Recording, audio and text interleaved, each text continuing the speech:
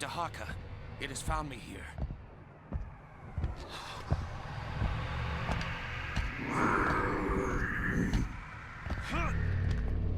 Dahaka is probably one of the most terrifying creatures in video games history. He is mysterious, massive, moving around by teleporting using tentacles and other stuff.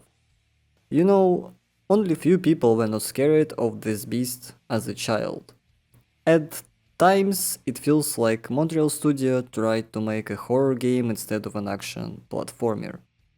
And I must say that they definitely succeed in this task, unlike with the other elements of the game. But in reality, the video is not really about that.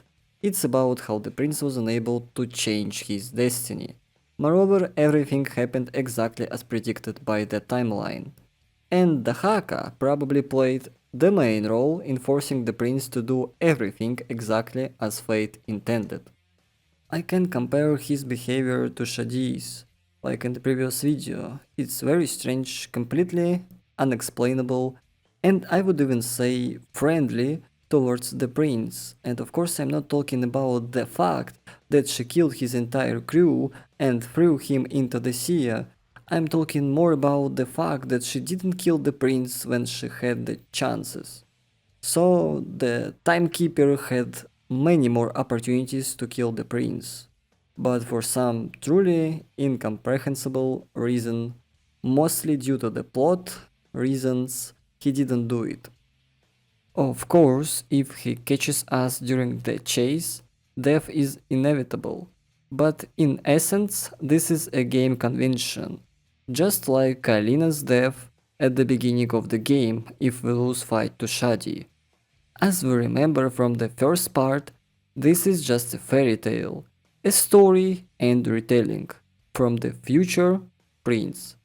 By the way, it's very strange that they abandoned this narrative technique here, as it would have greatly diluted the atmosphere, which is too gloomy and desperate. But as we know from the third part, it's still just a story. So all the princess deaths during gameplay don't count. We only look at the moments that are important to the plot and cutscenes. And if we look only at this, many strange questions arise. Why does the Haka always break through passages in places that are useful to the prince? For example, the very first meeting with him in the past, or when he pretends not to notice us in the library, it's very strange. And if you can explain that it because Prince was in the Saint Wraith mask, it's a very bad explanation because he anyway reacted at him and even killed him once. But I don't know. Moreover, every chase always leads the prince to interesting and necessary places. For example, such as the tomb where we find the ghost mask, or simply the way back, as when instead of killing us, he throws us into a well. And if this is fairly poor evidence, after all, it could all be chalked up to pure coincidence. It is impossible to explain his behavior when he finds the prince in the main hall in the past. First time. He kills the Sandwraith, but decides not to touch the real hero. Seems very strange, considering that his task is actually to resolve temporal anomalies, and it should not matter to him how many princes are in one room, he must kill them all. Unless the sun ghost of the prince from the parallel timeline was an anomaly, which is entirely possible. But this implies that the original was not the reason for the hunt of the Haka, which is also very strange. I even concluded that perhaps the Haka was hunting the prince from the very beginning only for the amulet that can rewind time, but this only works in the ending when our hero kills Kailina and destroys the sands. So the only logical explanation here.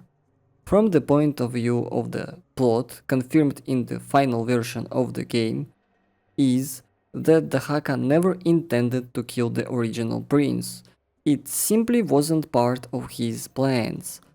Most likely, it was the prince's action that drew Dahaka's wrath, because he came to the island of time and began to move between the past and the future, killing the Empress of Time using a mask that allowed him to move to the parallel timelines. Perhaps it was these actions that caused Dahaka to intervene. I would even say that there is room for self-fulfilling prophecy here. In reality, it's all nonsense. The prince did not cheat his fate. Everything happened exactly as predicted. He really did die at the hands of Dahaka. Even more than once, if we take into account the moment with the Sun Wraith. He also kills Kylina at least once, if we take the true ending as a canon. And as we can see, the timeline never lied, it just never showed the whole picture. Just like in the first part of the trilogy, there was a mechanic with sand pillars that showed small fragments of the future. Because of this, the main character stopped trusting Farah and made a terrible mistake. But this was already predetermined by fate, since the sands showed it in the future. The prince never cancelled or changed anything, and everything happened as it should have. Just as the timeline specifically choose the fragment where the prince kills the Empress of Time in order to turn them against each other. Don't ask me why fate needed this. Either way, Kalina's death still occurs in the sequel to the trilogy Two Thrones, where she is sacrificed by the Vizier, but the problem is that in the Sons of Time, the Vizier's fate is to torment Babylon and then die at the hands of the prince. And as we can see, this happens one way or another. Everything that was planned in the timeline came true again at the end of trilogy.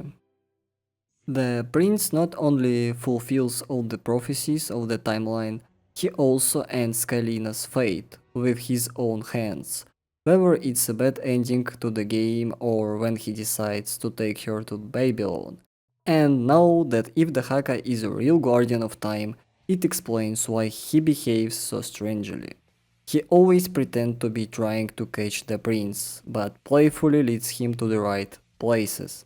The thing is, he knows what the perfect timeline should look like, and helps the prince fulfill it. That is precisely why he is the prince's friend, not an enemy who must be deceived.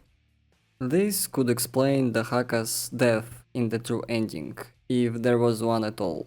The point is that his actions led the main character to the position that fate required, and having fulfilled his purpose, he simply disappeared. Such is the deceitful plan of the Guardian of Time. And I also want to remind you that despite everything, this is just my theory, because the game is full of errors and flaws. But one thing remains important: the people who support my channel in comments, I tried my best for you. Thank you all for likes and subscribing also. Oh yeah, the point is that the Prince's Fate was written by the game developers long before he appeared on the screen. As we see, time repeats itself in a spiral in the trilogy. The Vizier appears, brings destruction, trying to take everything under his control, but also he kills the Prince Father. It's really important detail because Prince Father died every time, in every timeline. But he at the end fell again at hands of the prince. But the only thing that stands out from the entire chronology is that Farah survived at the end of the story, this time.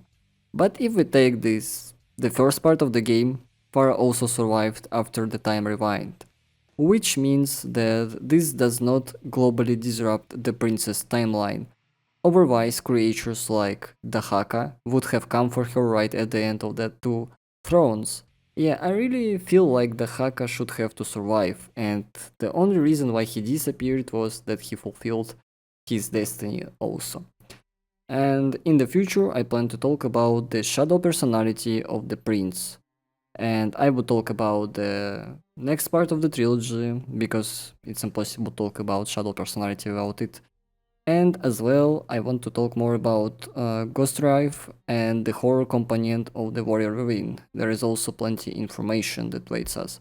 So don't miss it, guys. Bye bye.